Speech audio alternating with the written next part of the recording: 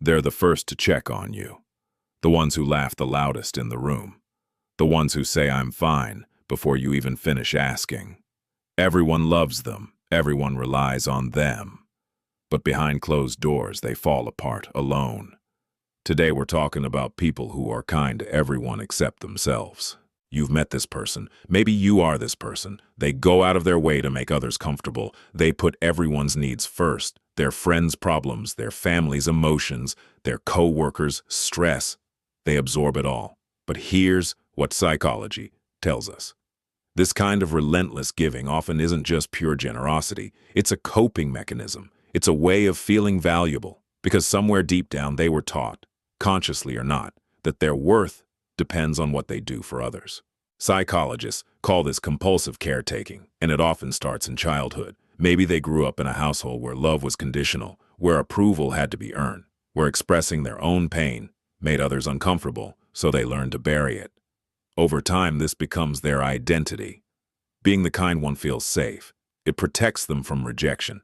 If I keep everyone happy, no one will leave. If I keep giving, I will always be needed. But there's a painful irony here. The more they give to others, the more disconnected they become from their own emotions. They become experts at reading everyone else's feelings, and complete strangers to their own. So how do you recognize this pattern? In someone else, or in yourself? Sign 1. They apologize constantly. Even when nothing is their fault, it's a reflex, a way of keeping the peace, of shrinking themselves so others feel bigger. Sign 2. They struggle to say no.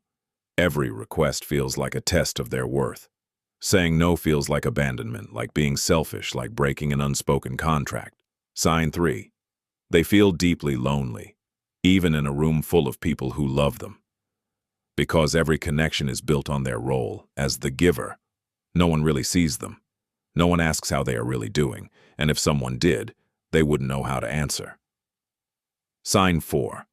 They experience sudden emotional crashes, days where the mask slips, where the exhaustion hits all at once, and they feel guilty for it. Because what do I even have to be sad about? The good news is this pattern can change, but it requires something that feels almost impossible to these people. Receiving care without deflecting it, receiving help without feeling like a burden, allowing themselves to be seen, not just needed. Therapy, especially approaches like attachment-based therapy or inner child work, can help unpack where this started.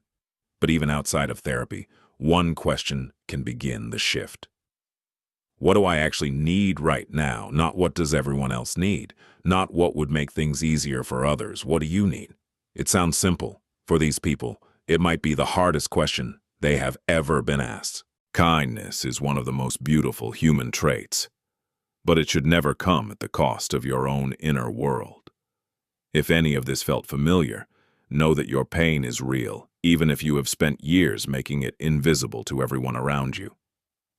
You deserve the same care you give so freely to others.